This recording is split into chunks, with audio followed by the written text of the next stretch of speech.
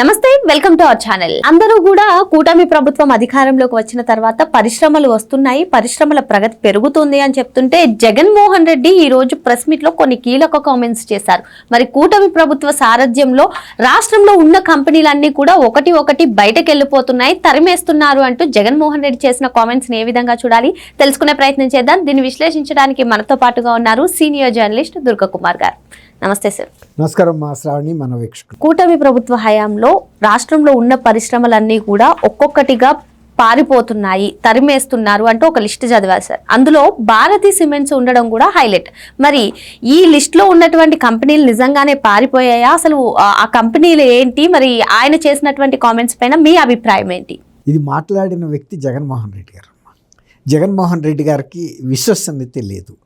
ఆయన ఏదైనా మాట్లాడగలుగుతాడు, ఎటువంటి ఆరోపణ అయినా చేయగలుగుతాడు, ఎటువంటి నింద అమాయకుల మీద కూడా వేయగలుగుతాడు. అది మనం ఒక ఎగ్జాంపుల్గా చెప్పుకోవాలంటే ఆయన సాక్షి పత్రికలో వాళ్ళ సొంత బాబాయిని చంపిన టైంలో అది నారా చంద్రబాబు నాయుడు గారు చంపినట్టు నారా వారి రక్త చరిత్ర అని కూడా వేసి కత్తి వేసాడు. మరి ఇప్పుడు ఈ తర్వాత రాజకీయ హత్యలు జరిగినాయి అని ఢిల్లీ వెళ్ళి హంగామా చేయడానికి ప్రయత్నించాడు. తర్వాత ఈ కొత్త మాట ఏంటంటే కంపెనీలు వెళ్ళిపోతున్నాయని. అనేక కంపెనీలు కొన్ని వేల కోట్ల రూపాయలు పెట్టుబడులు పెడుతూ అనేక కంపెనీలు వస్తున్నప్పుడు ఈవెన్ మోడీ గారు కూడా చెప్పాడు, గూగుల్ లాంటి అంత భారీ పెట్టుబడి భారతదేశంలోకి రావటం అదే అతి పెద్దదని చెప్పాడు.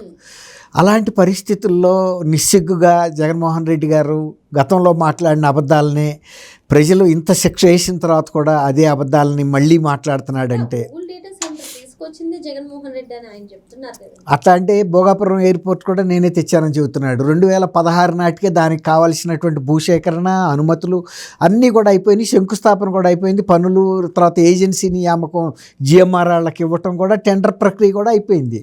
ఇంకా ఈయన తీసుకొచ్చే పరిస్థితి ఏంటి? ఈయన దిగిపోయే ముందు ఆయన చెప్పాడు అసలు యాక్చువల్గా ఎన్నికలకి ఏడాది ముందు వేసే శంకుస్థాపనలకు విలువే లేదని చెప్పాడు. అక్కడ జరుగుతున్న పనులకి ఆయన వెళ్ళి ఏదో ఒక దాంట్లో దూరి ఒక శంకుస్థాపన రాయేసి వచ్చాడు. అంటే నాది ఇందులో పాత్ర ఉందని చెప్పడానికి. ఆ రకంగా చెప్పాలంటే కడప స్టీల్ ఫ్యాక్టరీకి రాజశేఖర్ రెడ్డి గారు కానీ ఈయన కానీ ఎన్ని శంకుస్థాపనలు చేశారో లెక్కలేదు, చాలాసార్లు చేశారు. అట్లాగే ఇవాళ అక్కడ నడుస్తున్న బస్సుని తోశానని ఎవడన్నా చెబితే ఎంత విలువ ఉంటుందో, భోగాపురం ఎయిర్పోర్ట్ కట్టడానికి నా పాత్ర ఉందని, నేనే ఆద్యుడిని అని చెప్పటం కూడా అంతే. ఆయన మరి జిల్లాల్లో కేంద్రాలన్నింటిలోనూ ఎయిర్పోర్ట్లు కడతానన్నాడు. కనీసం జిల్లా కేంద్రాల్లో ఎయిర్పోర్ట్లు కట్టాలంటే సివిల్ ఏవియేషన్ అథారిటీ పర్మిషన్ ఉండాలి. మరి కనీసం ఒక లేఖ అయినా రాశాడా? లేక నువ్వు భూమి సేకరించకపోయావు, తర్వాత ఇతర ఖర్చు పెట్టకపోయావు.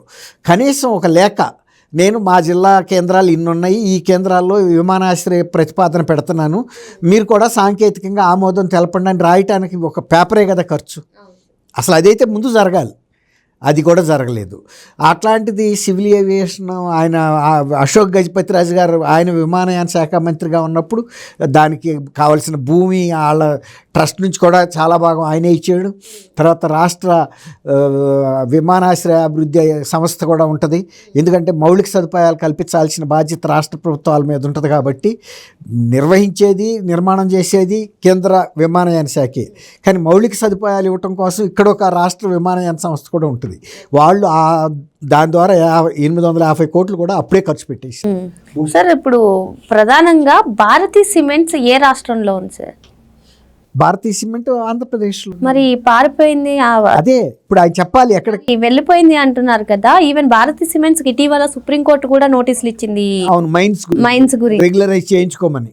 మరి జగన్మోహన్ రెడ్డి చేస్తున్నటువంటి కామెంట్స్ అది చెప్పాలి. భారతీ సిమెంట్ ఆయన సొంత సంస్థ.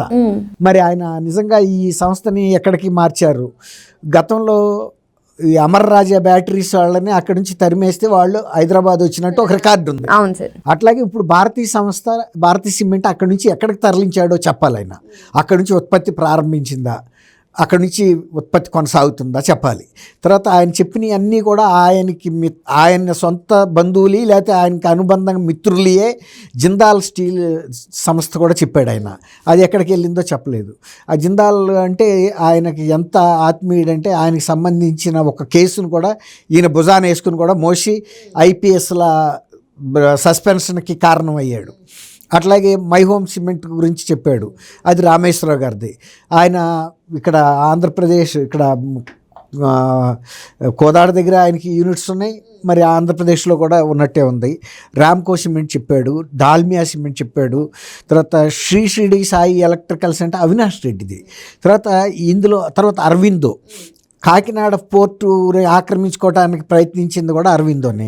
ఇప్పుడు ఈ సంస్థల తర్వాత భారతీయ సిమెంట్కి ఈ మధ్యలో కేంద్ర గనుల శాఖ ఒక నోటీస్ ఇచ్చింది, మీరు గనుల్ని మీకు ఉన్న సుప్రీంకోర్టు కూడా ఇది ఇచ్చింది, నోటీస్ ఇచ్చింది. ఏమి ఇచ్చిందంటే మీకున్న గనులు మీవి కాదు, ఎవరి ద్వారానో తీసుకున్నారు, మీరు మీ సంస్థ తరపున అప్లై చేసి వాటి అనుమతులు పొందాలి, పొందిన అనుమతుల్ని రెగ్యులరైజ్ చేయించుకోవాలి అని నోటీసులు ఇచ్చింది. ఈవెన్ సున్నపు రాయి గనులు మైనింగ్ డిపార్ట్మెంట్ రూల్స్ ని అవును, కేంద్ర గనుల శాఖ కూడా ఇచ్చింది, నిబంధనలకు విరుద్ధంగా మీరు ఆ గనుల్ని ఉపయోగిస్తున్నారని. అది జాతీయ సంపద. సున్నప్రాయి గనులు అనేది ఒక పరిమితంగా ఉండ వనరు. అది ఆ వనరుని కేంద్ర గనులు రాష్ట్ర గనుల శాఖ ఆధ్వర్యంలో నియమ నిబంధనలకి లోబడి వాళ్ళకి ఆ సీనరేజ్ కడుతూ ఆ గనులు తవ్వుకోవాలి. అంతేగాని మేము అధికారంలో ఉన్నాము, ఫ్యాక్టరీ మాదే, భూమి ప్రభుత్వాందే తవ్వుకోవటం కాదు కదా. ఆ రకంగా దుర్వినియోగం జరుగుతుంది కాబట్టి ఆ సంస్థకి నోటీసులు ఇచ్చారు. ఒకవేళ కనుక ఆ నోటీసులే కనుక అక్రమమైన నోటీసులు, మా గన్నులు మేము చట్టబద్ధంగానే పొందాము అని కనుక వీళ్ళు అనుకుంటే ప్రభుత్వం మీదే కేసేస్తారు కదా. మాకు అన్ని అనుమతులు చట్టబద్ధంగా ఉన్నాయి, మీరు ఇచ్చిన నోటీస్కి విలువ లేదు, మీరు రద్దు చేయాలి, మీ మీద కూడా చర్య తీసుకుంటామని కూడా వీళ్ళు వేయొచ్చు. ఈ సంస్థలు ఏమి చిన్నవి కాదు, చాలా భారీ సంస్థలు. కాబట్టి ఆయన చెబుతున్నాయన్నీ. తర్వాత శ్రీశ్రీడికి గతంలో అనేక అక్రమాలు జరిగినటువంటి ఈ చరిత్ర కూడా ఉంది. వాళ్ళకి చెల్లింపులు కూడా చేసిన దానికన్నా ఎక్కువ ఇచ్చారనే ఎస్టిమేషన్లు కూడా ఉన్నాయి. ఇప్పుడు వీటి మీద చట్టబద్ధంగా ఈ ప్రభుత్వం చర్యలు కూడా మొదలు పెట్టాల. ఎందుకంటే గతంలో జరిగినటువంటి వైఫల్యాలను సరిదిద్దటంలోనే కూటమి ప్రభుత్వానికి చాలా టైం సరిపోతుంది. ఇప్పుడు ఒక ఇంటికి నిప్పెట్టించి వెళ్ళిపోయిన వ్యక్తి వాడు పారిపోతే ఆడెనకాల పరిగెత్తితే ఇల్లు నార్పటం ముఖ్యం. అందులో ప్రజలు ఉన్నారు, రాష్ట్ర ప్రజల శ్రేయస్సును ముందు కాపాడాలి. అందుకని ఈ ప్రభుత్వం ముందు ఆ సంక్షేమ చర్యల్లోనూ దిద్దుబాటు చర్యల్లో ఉంది. తర్వాత దోషుల్ని పట్టుకోవాలి. కానీ ఇక్కడ ప్రమాదాన్ని వదిలిపెట్టి దోషులమ్మట పరిగెత్తితే అది పెద్ద ఉపయోగకరం కాదు. ఆడు ఎప్పుడైనా దొరుకుతాడు. ముందు వీళ్ళని కాపాడే పరిస్థితిలో ఆంధ్రప్రదేశ్ ఉంది. రెండోది, ఈయన చెబుతున్న అన్నీ కూడా ఈయన కూటమి లేకపోతే ఈయన మిత్ర బృందానికి సంబంధించిన ఇవే. తర్వాత ఇవి అనేక సంస్థలు కొన్ని అక్రమాలు కూడా కొన్ని జరిగినాయి, ఇందులో ఇర్రెగ్యులారిటీస్. ఆ కేసులు వేయకుండా ముందుగానే ఈయన ఈ రకమైనటువంటి ప్రచారం. ప్రెస్ మీట్లో ఈయన చెప్పిన కంపెనీల పైన చర్యలు తీసుకున్నట్లయితే ఓకే, నేను చెప్పిన కంపెనీల పైన చర్యలు తీసుకున్నది ఈ యొక్క అక్రమ చర్యలు, అక్రమమైనటువంటి కేసులు అని పెట్టారని ఒక వ్యూహం అనుకోవచ్చా? ఖచ్చితంగా. ఇది ఏంటంటే కక్ష సాధింపు చర్యలని రేపు చెప్పటం కోసమే ఈ ముందు పెట్టాడు. ఎందుకంటే ఈ సంస్థల్లో అక్రమాలు జరిగినట్టు ఆయనకు తెలుసు. వీటి మీద ఇవాళ కాకపోతే రేపైనా కూడా చట్టబద్ధమైన చర్యలు తీసుకోవాల్సిన పరిస్థితి ఉంటుంది. ప్రభుత్వానికి రావాల్సిన ఆదాయం తీసుకోవాలి ప్రభుత్వం. వీళ్ళు అక్రమంగా ఎంత మైనింగ్ చేశారు, ఎన్ని లక్షల క్యూబిక్ మీటర్లలో, కోట్ల క్యూబిక్ మీటర్లు, ఒక క్యూబిక్ మీటర్కి దాని విలువ ఒక్కొక్క గనికి ఒక్కొక్క రకమైన రేట్లు ఉంటాయి. సున్నప్రాయి అయితే ఒక రేటు ఉంటుంది, అలాగే గ్రనైట్ అయితే ఒక రేటు ఉంటుంది అన్నమాట. వాటికి సంబంధించి ముందుగానే బట్టకాల్చి మీద వేసినట్టుగా చేశాడు. అదే కాకుండా అసలు రాజధాని లేని చోట చంద్రబాబు నాయుడు గారు కార్యక్రమాలు చేస్తున్నాడని కూడా మాట్లాడాడు. అది ఏమన్నా అర్థవంతమైన మాటేనా? ఆయన 5 సంవత్సరాలు మరి ఎక్కడి నుంచి పరిపాలించాడు? చంద్రమండలం నుంచి పరిపాలించాడా, లేకపోతే ఏదైనా గ్రహాంతరలో ఉండి పరిపాలించాడా? అంతకుముందు గ్రాఫిక్స్ అని మాట్లాడిన వ్యక్తే మళ్ళీ అలాంటి మాట ఇవాళ కూడా మాట్లాడుతున్నాడు. 5 సంవత్సరాలు ఆయన పూర్తి పరిపాలన వైజాగ్ నుంచి ఏం జరగలేదు కదా, తిరుపతి నుంచి కూడా జరగలేదు, కర్నూలు నుంచి కూడా జరగలేదు, న్యాయ రాజధాని నుంచి. హైకోర్టు అక్కడే జరిగింది, శాసనసభ అక్కడే జరిగింది, పరిపాలన సెక్రటేరియట్ కూడా అక్కడే జరిగింది. ఆయన వెళ్ళి కూర్చున్నాడు కూడా. మరి ఇంకొకసారి ఎక్కడి నుంచి చేయకుండా కూడా అలాంటి అసత్యమైన మాట మాట్లాడాడంటే ప్రజలు జగన్మోహన్ రెడ్డిని ఎలా అర్థం చేసుకుంటారో మనం ఆలోచించాలి. ఇప్పటికే ఒక శిక్ష వేశారు, నువ్వు ముఖ్యమంత్రి సీట్లో కూర్చునే అర్హత నీకు లేదు అని. దిగిన తర్వాత కూడా ఇంకా అదే తరహాలో ఉన్నాడు.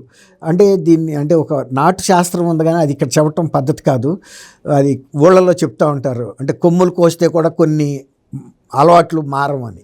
ఇప్పుడు ఈయన పద్ధతి కూడా అదే తీరు. మరో అంశంతో మళ్ళీ కలుద్దాం. Thank you sir. Thank you అమ్మ శ్రావణి. మన